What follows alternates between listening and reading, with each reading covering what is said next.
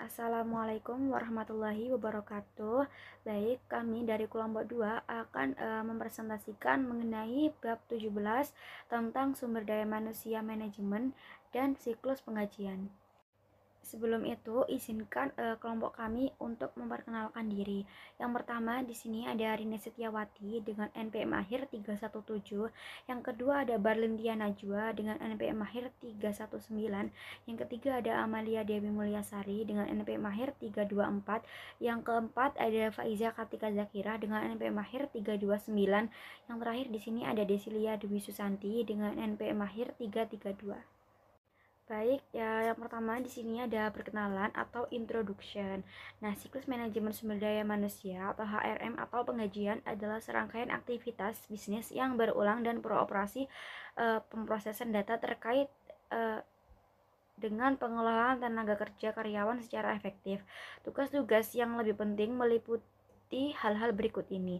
Yang pertama di sini ada merekrut dan mengerjakan karyawan baru. Yang kedua ada pelatihan. Yang ketiga ada penugasan kerja. Yang keempat ada kompensasi atau pengajian.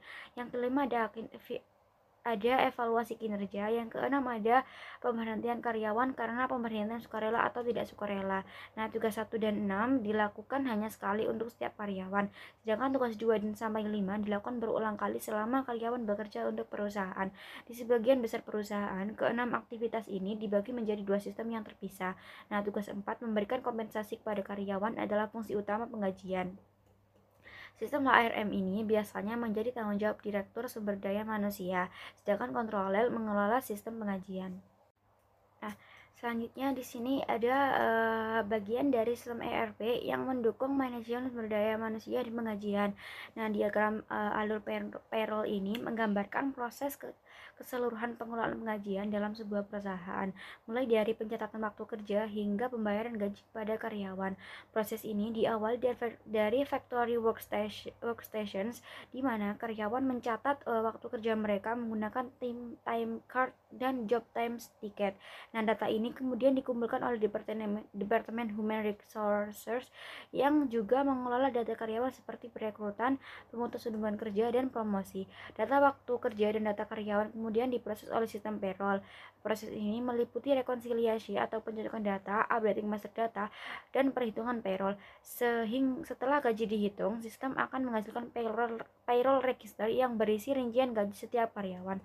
Selanjutnya, gaji karyawan yang telah dihitung akan diproses untuk pembayaran melalui program payroll disbursements. Nah, proses pembayaran dapat dilakukan melalui berbagai metode seperti EFT atau Electronic Fund Transfer atau cek. Setelah pembayaran dilakukan, sistem akan menghasilkan berbagai laporan seperti laporan pengeluaran gaji, laporan pajak, dan laporan untuk berbagai departemen. Nah, selanjutnya di sini ada sistem informasi HRM atau siklus pengajian. Kemudian ada gambaran umum proses dan kebutuhan informasi SDM atau sumber daya manusia.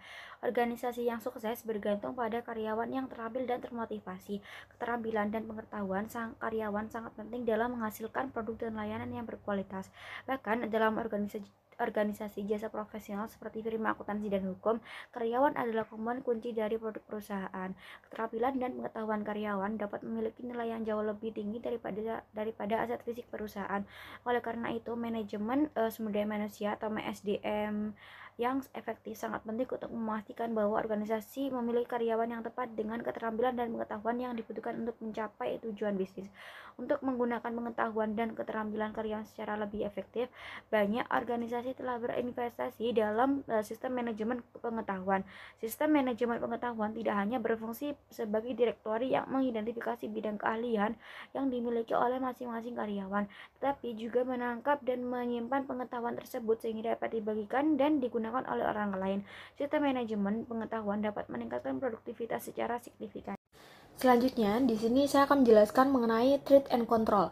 Jadi, pada gambar 17.2 itu ditunjukkan bahwa sebuah aktivitas siklus HRM atau penggajian itu bergantung pada basis data terintegrasi yang berisi informasi tentang karyawan, penggajian, dan penggunaan waktu karyawan. Oleh karena itu, ancaman umum pertama yang tercantum dalam tabel 17.1 itu adalah data induk yang tidak akurat dan tidak valid. Nah, kemudian Di sini itu bisa dilihat, itu ada tabel yang menunjukkan ancaman dan kontrol dalam siklus penggajian atau SDM. Nah, di sini sebagai contoh yang pertama adalah masalah umum di seluruh HRM atau siklus penggajian. Di sini ancamannya yang pertama ada tidak akurat atau tidak valid data induk, kemudian yang kedua ada tidak resmi, pengungkapan informasi sensitif informasi, dan lain-lain. Kemudian kontrol yang dapat dilakukan yaitu satu-satu, yaitu kontrol integritas pemrosesan data, kemudian 1-2 itu ada pembahasan akses ke data induk dan sebagainya. Nah, di sini ditunjukkan ya, ada berbagai, itu di bawah-bawah itu ada berbagai ancaman dan dan kontrol yang dapat dilakukan. Nah, selanjutnya di sini saya akan menjelaskan mengenai payroll cycle activities. Di sini ada gambar, jadi pada gambar ini itu menyajikan diagram konteks sistem penggajian. Diagram tersebut menunjukkan bahwa ada 5 sumber utama masuk untuk sistem penggajian, yaitu Departemen SDM yang menyediakan informasi tentang perekrutan, pemberhentian, dan perubahan tingkat gaji karena kenaikan gaji dan promosi. Nah, karyawan itu mau memulai perubahan dalam memotong diskresioner mereka, misalnya kontribusi untuk rencana pensiun, dan berbagai departemen menyediakan data tentang jam kerja aktual karyawan. Badan pemerintah menyediakan tarif pajak dan instruksi untuk memenuhi persyaratan peraturan. Demikian pula, perusahaan asuransi dan organisasi lain menyediakan instruksi untuk menghitung dan mengirim berbagai pemotongan. Nah, kemudian pada gambar ini juga itu ditunjukkan bahwa cek yang mungkin elektronik merupakan keluaran utama sistem penggajian karyawan menerima gaji individu sebagai kompensasi atas layanan mereka. Cek penggajian dikirim bank untuk mentransfer dana dari rekening reguler perusahaan ke rekening penggajiannya. Nah, cek juga dikeluarkan untuk lembaga pemerintah, perusahaan asuransi, dan organisasi lain untuk memenuhi kewajiban perusahaan, misalnya pajak, premi asuransi. Selain itu, sistem penggajian menghasilkan berbagai laporan yang akan kita bahas nanti untuk menggunakan internal dan eksternal. Nah, selanjutnya di sini menunjukkan gambar yang kedua pada payroll cycle activities, yaitu gambar yang menunjukkan aktivitas dasar yang dilakukan dalam siklus penggajian. Di sini sekarang kita bisa membahas masing-masing aktivitas tersebut. Untuk setiap aktivitas, di sini dijelaskan bagaimana informasi yang dibutuhkan untuk melakukan dan mengelola aktivitas tersebut, kemudian dikumpulkan, diproses, dan disimpan. Juga menjelaskan kontrol yang diperlukan untuk memastikan tidak hanya keandalan informasi tersebut, tetapi juga pengamanan sumber daya organisasi. Perbarui database utama pengajian. Aktivitas pertama dalam siklus HRM atau pengajian melibatkan pemutakhiran basis data induk pengajian untuk mencerminkan berbagai jenis perubahan yang dimulai secara internal. Perekrutan baru, pemutusan hubungan kerja, perubahan dalam tingkat gaji, atau perubahan dalam pemotongan pajak yang bersifat diskresioner. Selain itu, secara berkala data induk perlu dimutakhirkan untuk mencerminkan perubahan dalam tingkat pajak dan potongan untuk asuransi.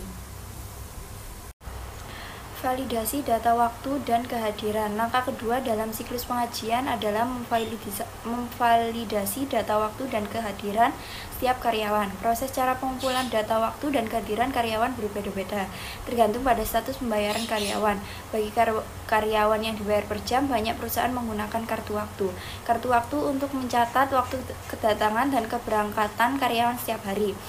Karyawan yang memperoleh gaji tetap jarang mencatat upaya kerja mereka pada kartu waktu. Sebaliknya, supervisor mereka secara informal memantau kehadiran mereka di tempat kerja. Lalu lembar waktu, layar entry data atau dokumen kertas yang digunakan oleh para profesional bergaji untuk mencatat berapa banyak waktu yang dihabiskan untuk melakukan berbagai tugas untuk klien tertentu. Persiapan pengajian. Langkah ketiga dalam siklus pengajian adalah menyiapkan pengajian. Pertama, data transaksi pengajian diedit dan transaksi yang divalidasi kemudian disortir berdasarkan jumlah karyawan. Jika organisasi memproses pengajian dari beberapa divisi, setiap berkas transaksi pengajian ini juga harus digabungkan. Berkas transaksi pengajian yang disortir kemudian digunakan untuk menyiapkan cek gaji karyawan. Untuk setiap karyawan, catatan berkas induk pengajian dan catatan transaksi yang sesuai dibaca dan gaji dikotor dihitung. Untuk karyawan per jam, jumlah jam kerja dikalikan dengan tarif upah dan kemudian setiap premi yang berlaku untuk lembur atau bonus ditambahkan. Untuk karyawan bergaji tetap, gaji kotor adalah sebagian kecil dari gaji tahunan, di mana sebagian kecil mencerminkan lamanya periode pembayaran. Baik, selanjutnya ini adalah diagram alir pemrosesan batch penggajian. Yang pertama meliputi pajak pendapatan federal dan negara bagian dan alokasi serta pajak jaminan sosial. Potongan sukarela meliputi kontribusi untuk rencana pensiun, premi untuk asuransi jiwa, kesehatan, dan cacat kelompok.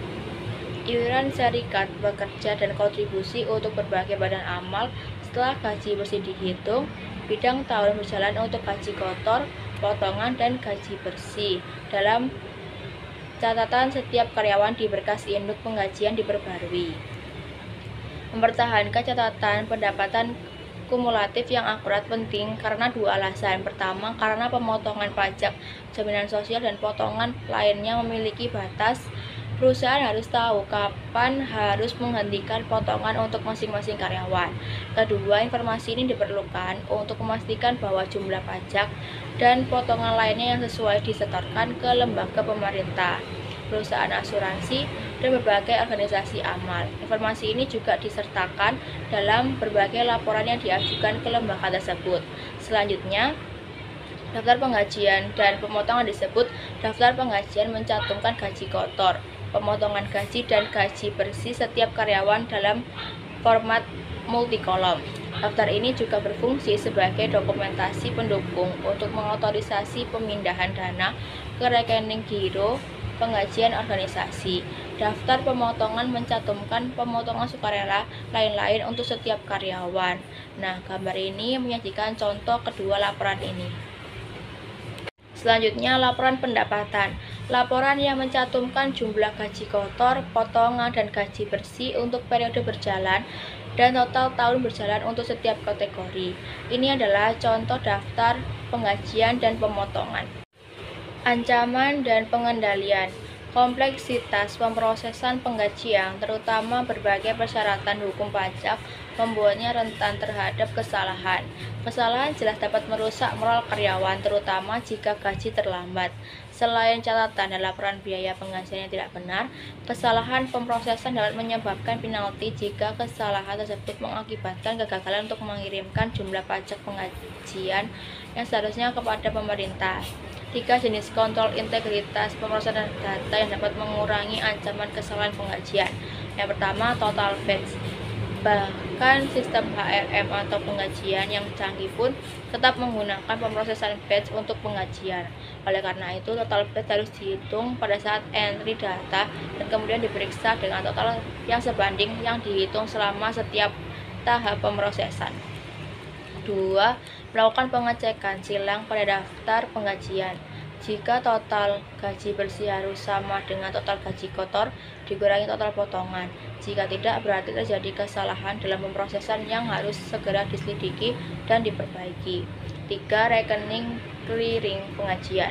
Rekening clearing penggajian adalah rekening buku besar yang digunakan dalam proses 2 langkah untuk memeriksa keakuratan dan kelengkapan pencatatan biaya penggajian dan alokasi selanjutnya ke pusat-pusat biaya yang sesuai. Baik, selanjutnya pembayaran gaji. Langkah selanjutnya adalah pencairan gaji kepada karyawan. Sebagian besar karyawan dibayar melalui cek atau dengan menyetor langsung jumlah gaji bersih ke rekening bank pribadi mereka. Tidak seperti pembayaran tunai, kedua metode ini menyediakan sarana untuk mendokumentasikan jumlah gaji yang dibayarkan. Proses setelah cek gaji disiapkan, bagian utang usaha meninjau dan menyetujui daftar gaji. Voucher pencairan kemudian disiapkan untuk mengesahkan transfer dana dari rekening giro umum perusahaan ke rekening bank penggajian. Voucher pencairan kemudian digunakan untuk memperbarui buku besar. Setelah meninjau daftar gaji dan proses pencairan, kasir kemudian menyiapkan dan menandatangani cek atau memulai transaksi transfer dana elektronik yang mentransfer dana ke rekening bank penggajian perusahaan. Jika perusahaan masih menerbitkan cek kertas, Kasir juga memeriksa, menandatangani, dan mendistribusikan gaji karyawan. Kasir segera menyetor kembali gaji yang tidak diklaim ke rekening bank perusahaan. Daftar gaji yang tidak diklaim kemudian dikirim ke Departemen Audit Internal untuk diselidiki lebih lanjut. Selanjutnya yaitu ada ancaman dan kontrol. Ancaman utama lain dalam proses penggajian adalah pencurian gaji atau penerbitan gaji kepada karyawan fiktif atau diberhentikan. Hal ini dapat mengakibatkan peningkatan pengeluaran dan hilangnya uang tunai. Penerapan kontrol yang terkait dengan pencairan uang tunai lainnya untuk penggajian dapat meniru ancaman ini secara khusus. Salah satunya adalah semua cek penggajian harus diberi nomor sebelumnya secara berurutan dan diperhitungkan secara berkala. Jika penggajian dilakukan melalui setoran langsung, semua transaksi EFT harus ditinjau. Kasir harus menandatangani semua cek penggajian hanya jika didukung oleh dokumentasi yang tepat. Selanjutnya yaitu menghitung dan mencairkan tunjangan pajak dan pemotongan karyawan sukarela yang dibayar pemberi kerja. Prosesnya adalah pengusaha harus membayar pajak jaminan sosial selain jumlah yang dipotong dari gaji karyawan. Undang-undang federal dan negara bagian juga mengharuskan pemberi kerja untuk menyumbangkan persentase tertentu dari gaji kotor setiap karyawan hingga batas tahunan maksimum ke dana asuransi kompensasi pengangguran federal dan negara bagian. Ancaman dan kontrolnya adalah ancaman dalam kegiatan ini adalah gagal membuat kebutuhan pengiriman uang seri, uang yang dibutuhkan, pengiriman uang sebelum waktunya, atau kesalahan dalam pengiriman uang tersebut. Untuk mengurangi ancaman pengiriman uang yang dihilangkan atau tidak tepat waktu, informasi dalam surat edaran harus digunakan untuk mengonfigurasi sistem penggajian agar secara otomatis mencarikan dana saat penggajian diproses. Kontrol integritas pemrosesan seperti pemeriksaan cross-voting dan total batch meminimalkan risiko ketidakakuratan. Selanjutnya yaitu ada opsi outsourcing, Biro Layanan Penggajian dan Organisasi Pemberi Kerja Profesional. Biro Layanan Penggajian memelihara data induk penggajian untuk setiap klien dan memproses penggajian untuk mereka. Organisasi Pemberi Kerja Profesional atau PIO tidak hanya memproses penggajian, tetapi juga menyediakan layanan HRM seperti desain dan administrasi tunjangan karyawan. Biro Layanan Penggajian dan PIO sangat menarik bagi usaha kecil dan menengah karena beberapa alasan berikut. Yang pertama yaitu mengurangi biaya. Biro Layanan Penggajian dan PIO mendapat manfaat dari skala ekonomi yang terkait dengan persiapan gaji untuk sejumlah perusahaan. Mereka dapat membebankan biaya yang biasanya lebih rendah dari biaya melakukan penggajian di rumah. Biro Layanan Penggajian atau PIO juga menghemat uang dengan menghilangkan kebutuhan untuk mengembangkan dan mempertahankan keahlian yang diperlukan untuk mematuhi undang-undang pajak yang terus berubah. Yang kedua, manfaat yang lebih luas. PIO mengumpulkan biaya administrasi manfaat di semua klien mereka. Akibatnya, PIO memungkinkan perusahaan kecil untuk menawarkan berbagai manfaat yang sama dengan yang biasanya diberikan oleh perusahaan besar. Yang ketiga, membebaskan sumber daya komputer. Biro Layanan Penggajian atau PIO menghilangkan satu atau lebih aplikasi sistem informasi akuntansi seperti manajemen penggajian dan tunjangan. Sumber daya komputasi yang dibebaskan kemudian dapat digunakan untuk meningkatkan layanan di area lain seperti entry pemesanan penjualan. Baik, terima kasih. Saya akhiri mewakili kelompok kami. Kurang lebihnya mohon maaf. Wassalamualaikum warahmatullahi wabarakatuh.